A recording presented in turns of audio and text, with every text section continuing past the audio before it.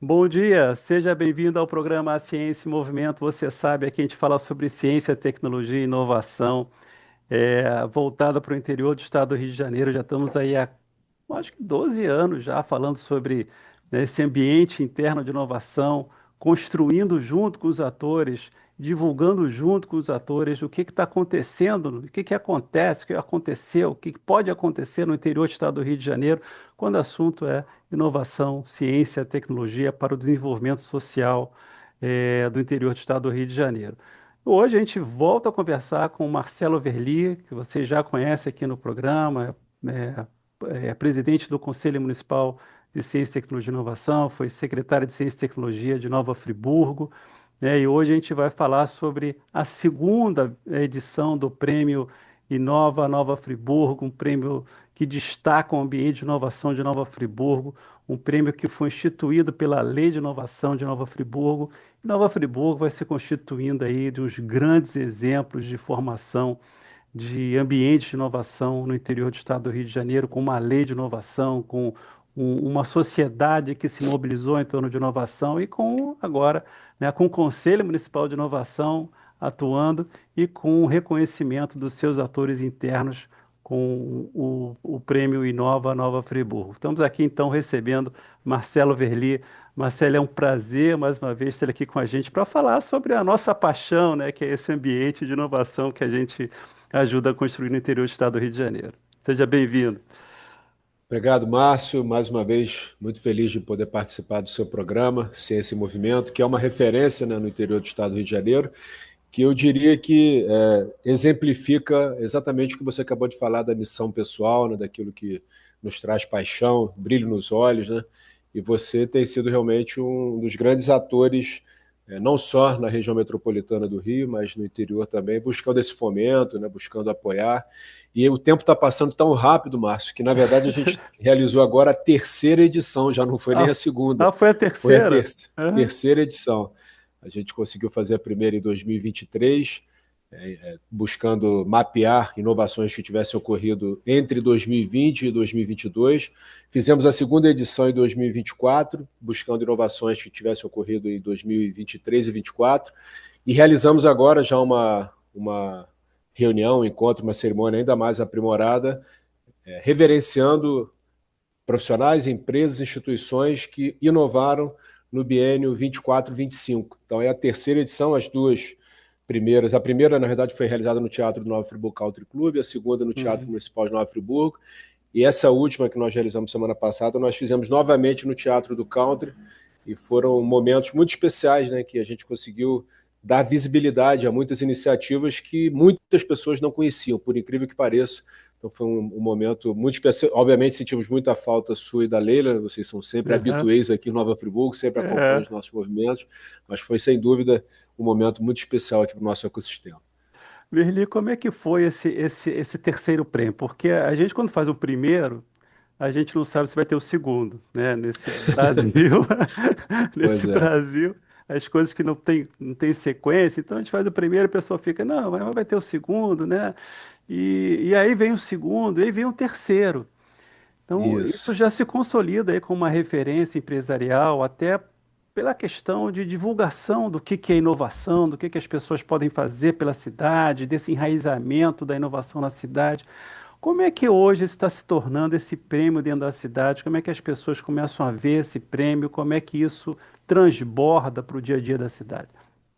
Muito bom, Márcio. Eu diria que os primeiros dois foram os MVPs, né? A gente Uhum, iniciou fazendo um trabalho mais endógeno junto ao próprio conselho, que tem a atribuição, né, de realizar. Na verdade, sim, a lei que você comentou, né, agora há pouco, a lei de uhum, inovação, que no nosso caso aqui a gente chama de Código Municipal de Ciência, Tecnologia e Inovação de Nova Friburgo, que é a Lei Complementar 135 de 2020, ela previu vários instrumentos, dentre eles o Conselho Municipal, o Sistema Municipal de Inovação, o Prêmio Inova Nova Friburgo, Fundo Municipal de Ciência, Tecnologia e Inovação, além de vários outros instrumentos. Quando eu uhum. assumi a presidência do Conselho, eu visualizei o que a gente pode fazer de concreto que esteja nas mãos do Conselho, que independa de recursos externos, pelo menos em grande monta, né? E a gente entendeu que o prêmio ele poderia estar nesse sentido contribuindo para dar mais visibilidade e também sensibilizar novos atores na participação. E as duas primeiras edições, como eu falei, elas foram trabalhadas internamente, o Conselho definiu o regulamento, o Conselho fez indicação dos possíveis premiados, o Conselho fez o filtro e o Conselho deliberou ao final.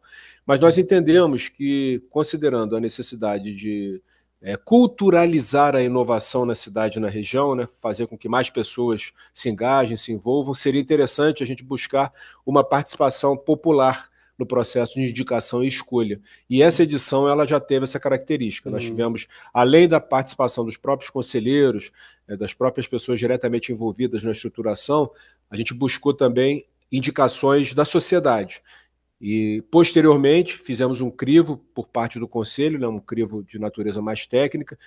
Algumas instituições, empresas e profissionais que não se enquadraram nas categorias, elas foram, nesse momento, afastadas do processo e sinalizado para o próximo ano o que elas precisam fazer para poder se aprimorar, ajustar e se integrar e, principalmente, estarem alinhadas ao que propõe a legislação. E, em seguida, nós abrimos para votação popular. E foi muito interessante, porque nós tivemos um engajamento muito interessante, muito forte. Algumas personalidades foram, inclusive, para as redes sociais, para se divulgar, para apresentar suas propostas. Né? Parecia até campanha política, Márcio. Foi muito interessante.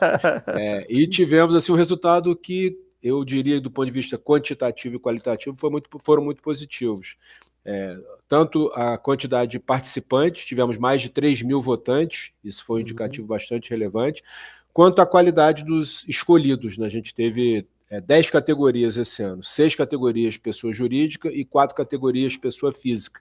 E aí tivemos reconhecimento de jovens que têm despontado no cenário da inovação, tivemos o reforço ao reconhecimento a empresas que já tinham sido premiadas em outras ocasiões, mas tivemos novas instituições que também foram reconhecidas. Então foi um mix muito interessante e, mais uma vez, nós conseguimos lotar o teatro do North Friburgo Country Club, tivemos uma grande cobertura da mídia e, como você falou, isso agora entra no calendário, se torna algo quase que perene e permanente. Óbvio que dependerá da nova presidência do Conselho, cuja eleição será agora dia 15 de dezembro, mas, assim, são aqueles avanços que eu acho que ninguém vai se atrever a impedir que continuem acontecendo, né? São conquistas da sociedade, a gente vê muito dessa forma. O Marcelo, acho importante essa questão da eleição popular, né? Porque uma das coisas que a gente sempre comentou quando a gente começa a fazer inovação no interior do estado do Rio de Janeiro e sai dos grandes centros, né? Sai dos estados que puxam a inovação, é a questão do reconhecimento da localidade. Porque eu lembro que, às vezes, lá naqueles outros eventos que nós fizemos, né, que eu pude participar em Nova Friburgo, a gente comentava essa questão de só ter referências externas. Isso é uma coisa que me incomodava sempre muito, né? A gente falava sempre dos outros estados, né, dos Sim. outros ambientes, e a gente, poxa, a gente tem gente muito boa aqui no interior do estado e prefeituras que estão a fim de fazer. Então, é só uma questão de arregaçar as mangas, né? E ter um foco. E aí a gente falava de valorizar o local, né? Então, assim, quando você falou da eleição, das pessoas indo para público para mostrar, é uma forma das pessoas saberem o que acontece dentro da cidade, né? Reconhecerem seus atores locais, saberem que aquele projeto existe na cidade, passar a valorizar aquele projeto. Quer dizer, tudo isso vai criando um enraizamento muito propositivo em termos da cidade, né? A cidade se conhecer. Eu acho que isso é muito, quando você falou, parece uma campanha eleitoral, né? Assim, eu acho que é muito bom nesse espírito de identidade da cidade. Isso é muito bom. E essa questão da juventude local também eu acho muito bom. Como é que você destaca a participação do jovem nesse processo, é, ou dos jovens empresários, né? Nesse processo do prêmio? Pois é, Márcio. Eu particularmente considero fundamental e bastante emblemático, porque nós começamos a sonhar com uma cidade mais inovadora, mais tecnológica, como polo de software, na Uhum, virada ali dos anos 80, início dos anos 90, mas à época nós não tínhamos o básico, que era a formação técnico profissionalizante, superior e em pós-graduação em áreas de ciência, tecnologia, engenharia, matemática, STEAM, né, como se fala popularmente. uhum, E de lá para cá, talvez tenha sido uma das grandes inovações que Nova Friburgo vivenciou e tem vivenciado. Nós passamos a ter aqui campi locais da UERJ, do Cefet, da UF, o Senai, que se notabilizou historicamente por cursos extremamente importantes, como tornearia mecânica, que é a base do polo metal mecânico aqui em Nova Friburgo e região, traz o curso de técnico em mecatrônica, cursos também na área de informática. Outras instituições se integram a esse movimento. Então, nós passamos a constituir Nova Friburgo como uma base de formação em alto nível, nas mais diversas áreas, né? Considerando assim, todos os grandes campos do conhecimento, nós só não temos hoje em Nova Friburgo o curso de medicina, que já tem até uma previsão de que venha também em algum momento. Todos os demais cursos, a gente já tem na área de computação, sistemas, economia criativa, então a gente acabou construindo essa rede de formação.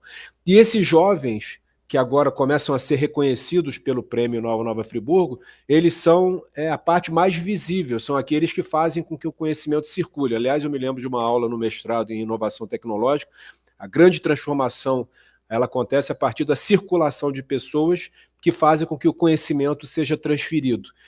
E aí eu me lembro muito disso, porque às vezes a gente associa muito a instituições, aos CNPJs, que são extremamente importantes, porque eles detêm as estruturas, né?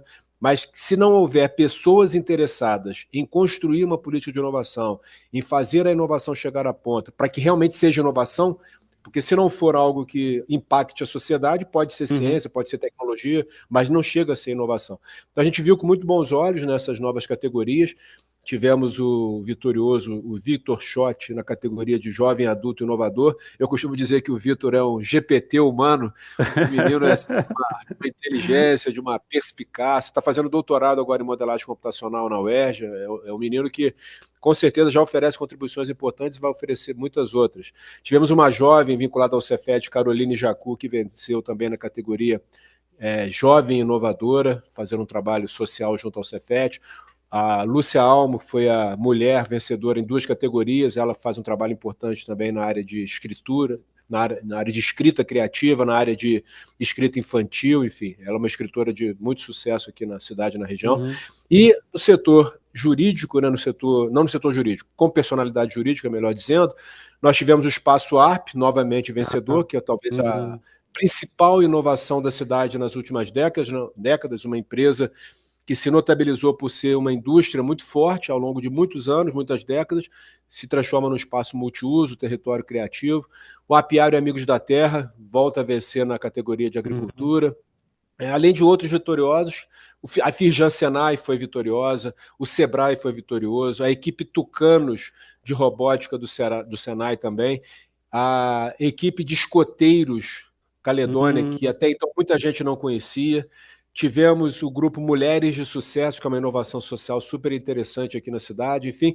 Então não ficou só no ponto naquele campo da tecnologia, que é muito importante, né, Márcio? A gente sabe que a tecnologia ela é fundamental, ela auxilia demais, a digitalização está aí, mas inovação não é só isso. Nós temos inovações sociais, inovações organizacionais.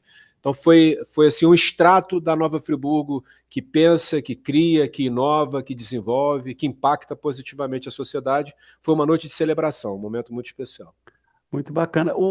Verdi, como é que está a posição do Conselho? Você falou que o Conselho Municipal de Ciência, Tecnologia e Inovação vai ter uma eleição agora. Isso. Os atuais membros podem ser reeleitos? Tem que mudar? Boa, Como é boa. que funciona isso? Foi muito interessante, a gente finalizou essa etapa na semana passada, né? Publicamos o edital da segunda conferência em agosto, e aí tivemos as inscrições e houve uma procura de muito mais instituições do que na conferência anterior, que também comporia o conselho que está agora finalizando seu mandato. Então, acho que isso é um sinal de que as pessoas estão reconhecendo essa política pública como estratégica para a cidade. Então, tivemos uma participação bastante significativa, conseguimos alcançar o total de cadeiras como titulares e tivemos também que fazer um processo de escolha dos suplentes, porque houve um quantitativo ainda maior, mas tudo fluiu muito bem e a previsão agora é dia 15 de dezembro a posse dos novos conselheiros. E aí a pergunta objetiva que você fez, se atuais conselheiros podem permanecer, podem desde que não estejam no segundo mandato consecutivo nesse atual. Você não pode ter 3 mandatos consecutivos. Esse foi o espírito da lei que a gente adotou lá em 2020, para evitar aquela tendência à estagnação, à permanência, para Uhum. gerar uma oxigenação. Então, a gente teve conselheiros que não poderão estar nesse próximo biênio, mas Uhum. tivemos, consequentemente, vários outros que estão se integrando, estão participando. Representação feminina também é importante. Então, a posse vai ser no dia 15 de dezembro. Você está convidado, inclusive você e Leila estão convidados, Perfeito. 18h30, no SEST Senat. A partir das 18h30, teremos a posse, teremos a eleição da presidência e vice-presidência, e depois nós teremos uma cerimônia, uma recepção, enfim. E qual é a Uhum. intenção? Fazer com que essa transição seja mais suave possível e que a gente tenha esse piso em termos de qualidade, né, de construção feita até agora, para que a próxima gestão do Conselho possa avançar ainda mais. Tivemos 47 reuniões ordinárias até agora, a 48ª será no dia da posse e da eleição do presidente e vice, também anteriormente da própria posse dos conselheiros. Essas pessoas elas vão ter um biênio, né, 2025, 15 de dezembro de 25 até 15 de dezembro de 27, para Uhum. então poder dar continuidade, além das reuniões ordinárias. Nós fizemos 4 reuniões extraordinárias.